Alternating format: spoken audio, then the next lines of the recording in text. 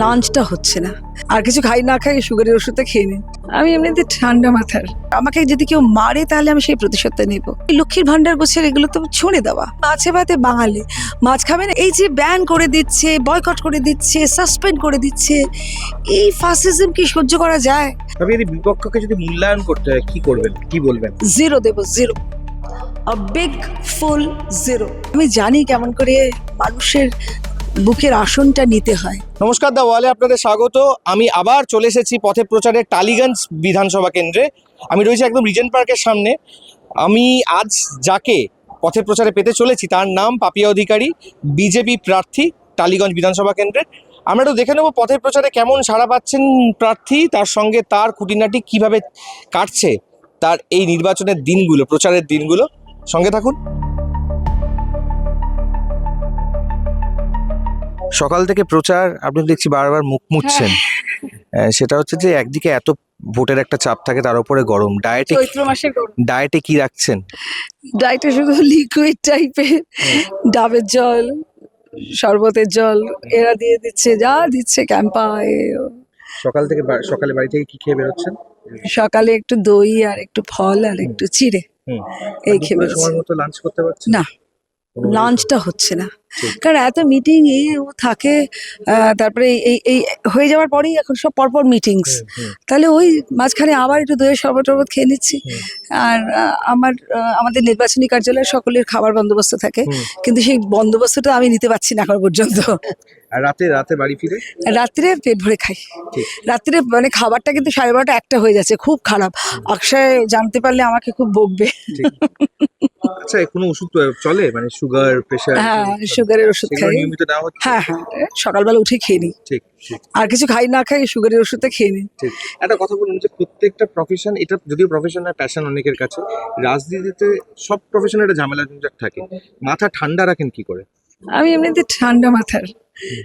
আমার পড়াশোনা, আমার চর্চা, আমি উপনিষদ চর্চায় করেছি, যেখানে মাথাটা এমনি ঠান্ডা হয়ে যায়, নিজের মধ্যে নিজে সমাহিত থাকলে না মাথাটা ঠান্ডা থাকে। তবে স্বামীজি বলেছেন একটা চড় খেলে আরো 10টা থাপ্পড়ের প্রতিশোধ নিতে হয়। তো সেই আমাকে যদি কেউ মারে তাহলে আমি সেই প্রতিশোধটা নেব। মানে প্রতিশোধ মানে কি, তোমাকে 10টা থাপ্পড় মারলে তুই দাঁড়িয়ে দাঁড়িয়ে থাপ্পড় মারবে, খাবে, তো থাপ্পড়টা দিতে হবে। তো স্বামীজি, সেই ব্যাপারে আমি স্বামীজির পদাঙ্ক অনুসারে। রাগ হলে কি করেন? খুব রাগ হলে ধরুন বিরোধীরা আপনার পোস্টার ছিঁড়ে ফেললো, আমার রাগ হচ্ছে না, আমার হাসি পাচ্ছে। আমার সব পোস্টার ছিঁড়ে ফেলছে, আমার ব্যানারের ওপরে নিজেদের বড় আরেকটা বড় ব্যানার লাগিয়ে দিচ্ছে, ঝান্ডা সব ছিঁড়ে দিচ্ছে। এদের উপর রাগ টাগ করে কোনো লাভ নেই, একেবারে নেহাতি কি বলবো, মানে বাল খেললো। তা এই যে 4টে টার্ম হয়ে গেল, 4টে টার্মে যে মানুষরা এগুলো ছিচিৎকার করছে, থুক্কাত দিচ্ছে, মানুষ বলছে এটা যেতে পারলে বাঁচি, এবং আমাকে তো মানে কি ওয়ার্মলি গ্রিট করছে, ওয়ার্ম গ্রিট, মানে মনে হচ্ছে একদম সুইপ করে এই সিটটা আমরা পেয়ে যাব। সুতরাং এই যে একটা লাগান বলে একটা সিনেমা এসেছিল না, আমির খানের, ভুবন, তার একটা আনট্রেন টিম, ব্রিটিশ ট্রেন টিমের বিরুদ্ধে কিভাবে শুধু আবেগকে হাতিয়ার করে জিতে গেল। তবে এই আবেগ মানে এত মানুষ তিতিবিরক্ত হয়ে গেছে, তিতিবিরক্ত, সে এই আবেগে এখন বেরোবো আমরা, এবং ভালো কাজও করবার জন্য আমি প্রতিশ্রুতি দিচ্ছি। আমাদের নরেন্দ্র মোদীজিও আছেন। এবার বেকারদের বড় অসুবিধা হয়েছে, সারাদিন চাটুকারিতে করে কি পাওয়া যায়, কে ছুঁড়ে দিচ্ছে। পশুর মুখে যেমন খাবার ছুঁড়ে দেওয়া, তেমনি লক্ষ্মীর ভান্ডার গোছের এগুলো তো ছুঁড়ে দেওয়া। তাই ভিক্ষাবৃত্তি না করে, মানে চণ্ডীতে আছে ইয়া দেবী সর্বভূতেষু বৃত্তি রূপে সংস্থিতা নমস্তাস্মৈ নমস্তাস্মৈ নমস্তাস্মৈ নমঃ নমঃ। তাকেই আমি প্রণাম করব, যে আমার ভিতরে যে কাজ করার যে অসীম শক্তি, অসীম প্রেরণা আছে, সেটা জাগিয়ে তুলতে সাহায্য করবে। আমাদের যে কৌশল যে প্রকল্প, সেখানে আমাদের বাচ্চাদের, মানে আমাদের ছেলেদের 21,000 টাকা দেওয়া হচ্ছে, কৌশল বিকাশ যোজনা। 21,000 টাকা দেওয়া হচ্ছে, তাকে ট্রেন করানো হচ্ছে, তার মধ্যে তাকে 3,000 টাকা এমনিও দেওয়া হচ্ছে, 3,000 টাকা করে মাসে মাসে। সে ট্রেন্ড হয়ে যাচ্ছে যে কোনো কাজ করার জন্য, তারপর সে চাকরি করবে, চাকরি পাবে। এই যে একটা ভীষণ অনুপ্রেরণা ভেতরে, অনুপ্রেরণা, যে আমাকে আমার সরকার কেন্দ্রীয় সরকার এবং আমাদের এখানে যে ডাবল ইঞ্জিন সরকার হচ্ছে, সে আমাকে দিচ্ছে 21,000 টাকা, তারপরেও বেকার ভাতার জন্য দিচ্ছে। বেকার ভাতা ঠিক নয়, এটা হচ্ছে তাকে সম্মান করা হচ্ছে 3,000 টাকা দিয়ে, এবং ট্রেনিংটা করা হচ্ছে, তারপরে সে চাকরি পাচ্ছে। এর থেকে ভালো কিছু হতে পারে? মহিলাদেরও তাই, মহিলাদেরও 21,000 টাকা দেওয়া হচ্ছে। যে কোনো একটা কাজ সে করতে চায়, যে কোনো কাজ, সেলাই মেশিনে ও সব ফ্রিতে পাওয়া যাবে। আর 3,000 টাকা অন্নপূর্ণা সাম্মানিক। তো এতে কম কিসের? এই যে কিছুদিন ধরে একটা রব উঠেছে মাছ নিয়ে, না না, মাছের তো সম্পদ এটা। হ্যাঁ, কেন খাবো না? সবাই মাছ খায়। বাঙালি মাছে ভাতে বাঙালি, মাছ খাবে না? এবং মাছটা এখন অনেক সস্তায় পাওয়া যাবে, কারণ মাছের জন্য যে একটা সম্পদ যোজনা হয়েছে, মৎস্য সম্পদ যোজনা, সেটাই করে মাছের যাতায়াতটা অনেক সুবিধা হয়ে যাচ্ছে। পথে প্রচারে বেরিয়েছেন টালিগঞ্জের প্রার্থী, বিজেপি প্রার্থী পাপিয়া অধিকারী। আমার সঙ্গে রয়েছেন তিনি, একটু কথা বলে নিই। পাপিয়াদি, আমরা হাতটাতেই কথা বলতে পারি। কেমন সাড়া পাচ্ছেন মানুষের? প্রচন্ড সাড়া। মানুষ বুকে জড়িয়ে ধরছে, মানুষ কাঁদছে। মানুষ এই যে সাংঘাতিক অসৎ, অন্যায়, পাপ, দুর্নীতি, এই সকলের বিরুদ্ধে, এই সব কিছুর বিরুদ্ধে। নমস্কার। এবার বিজেপি, এবার পদ্মচিহ্ন একদম।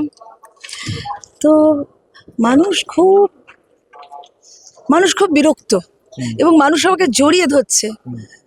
এবং টালিগঞ্জের বহু মানুষ মুখে মাস্ক পরে আসছে। ভাবো, এত তাদের আতঙ্ক, কাজ না পাওয়ার আতঙ্ক। এমনিতে কাজ পায় না। তারা বলছে, দিদি আমরা টালিগঞ্জ নতুনভাবে সাজাবো। এই যে ব্যান করে দিচ্ছে, বয়কট করে দিচ্ছে, সাসপেন্ড করে দিচ্ছে, এই ফাসিজম কি সহ্য করা যায় শুধু ভোট ব্যাঙ্কগুলো রাখার জন্যে? পাপিয়াদি, বিপক্ষকে যদি মূল্যায়ন করতে হয় কি করবেন, কি বলবেন? 0 দেব, 0, আ বিগ ফুল 0। এতগুলো মানুষের আমি তো জানতাম না যে এতগুলো মানুষ এত বিরক্ত হয়ে আছে। আমি যতক্ষণে রাস্তায় নামতাম আমি জানতে পারতাম না। সত্যি না, আমি ভাবছি ঠিকই আছে, একজন দাঁড়াবে একজনের বিরুদ্ধে, হ্যাঁ ঠিক আছে। কিন্তু এই যে রাস্তাঘাট চূর্ণ বিচূর্ণ করে, টেন্ডার ডাকার নামে পয়সা পকেটে পুরে, সেই রাস্তাগুলোকে ঠিক না করে, ঘরের ভিতর জল ঢুকিয়ে, সাপ ঢুকিয়ে, যে বলছে না বদ্দে দেবে সাপ, ঢুকবে কাল সাপ, না কি সব বলছে না, তো সাপ তো ওরা ঢুকিয়ে দিয়েছে। আমি সেই নাগবাস থেকে মুক্ত করব, আমি এবং আমার কার্যকর্তারা, এবং আমাদের মোদিজি। মানুষ আপনাকে কেন ভোট দেবে, বিপক্ষকে দেবে? মানুষ তো প্রথমে ভালোবাসে আমাকে। 25-30 হাজার শো করেছি, তা আরো কত শো করেছি জানি না। তারপরে এতগুলো ছবি করেছি, এত সিরিয়াল, এত রেডিও, কত বছর হয়ে গেল, মোর দেন 40 ইয়ার্স। আমার শুরু করেছিলাম যখন আমার 4 বছর বয়স। মানে সেইটা আমি ধরছি না, সেটা আমি ধরছি না। মানে আমি প্রথম সিনেমা রিলিজ করেছিল 85-এ। তো তারপর থেকে তো চলছে, কিন্তু তারপর আমি এত যাত্রা করেছি, থিয়েটার করেছি, বোর্ড থিয়েটার করেছি। তখন শনি রবি বৃহস্পতিবার শো হতো, আমরা সব মাস মাইনের অভিনেতারা ছিলাম। তারপরে ওয়ান বল শো করেছি, গ্রুপ থিয়েটার করেছি, যত রকম মঞ্চের মাধ্যম আমি তাতে অভিনয় করেছি। তারপরে রেডিওর আমার গুরুদেব ছিলেন বীরেন্দ্রকৃষ্ণ ভদ্র, যিনি আমাকে সংস্কৃত উচ্চারণ শিখিয়েছেন। এবং আমার মাকে খুব ভালোবাসতেন। আমার মা কল্যাণী অধিকারী, ডিরেক্টর, এবং নাচ গান করে আগের সরকারটাকে নিয়ে এসেছিল গণনাট্য করে। তো সেই মায়ের মেয়ে আমি। তো আমি জানি কেমন করে মানুষের বুকের আসনটা নিতে হয়। বুকের আসনটা নেওয়া বড় শক্ত কথা, সোজা কথা নয়, কিন্তু খুবই শক্ত কথা। বিপক্ষকে কেন দেবেন? বিপক্ষকে কেন দেবে? কি করেছে তারা? নিজের উপকার বলছে। উপকার মানে কি? আর্টিস্ট মানে কি? তার আঙুলের ছোঁয়ায়, তার ব্রাশের ছোঁয়ায় যে রূপকলাটি হয়, সেটি একদম সুন্দর, অ্যাস্থেটিক। তা অ্যাস্থেটিজমের কিচ্ছু দেখছি না। কি করেছে রাস্তাঘাট চিন্তা করতে পারবে না। কি করছে? আলো দিয়ে দিচ্ছে।